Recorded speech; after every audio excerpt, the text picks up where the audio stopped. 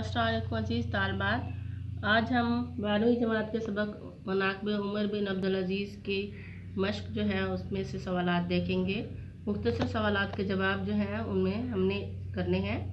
जो मंदरजा सबसे पहला सवाल जो है, मंदरजा जुमलों की वजाहत कीजिए। जवाब जो है 3 सत्रों से ज़्यादा हो, 3 सतरें यानी 3 लाइनें जो है उनसे ज़्यादा जवाब जो है आपका नहीं होना चाहिए मुख्तसर सवालात के जवाब।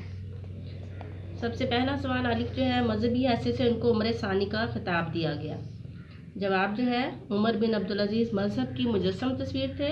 गैर मज़हब वालों के साथ इनका तर्ज अमल जो था वो इनकी शख्सी हालत नहीं बल्कि मज़हब इस्लाम का असली तर्ज अमल था। इसी बिना पर उन्हें उम्र सानी का खिताब दिया गया।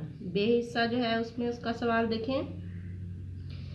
इनका जो है एक और कारनामा जो नहायत काबिल कदर है, सलातीन बनु उमैया की नाजायज़ कार्रवाइयों को मिटाना था।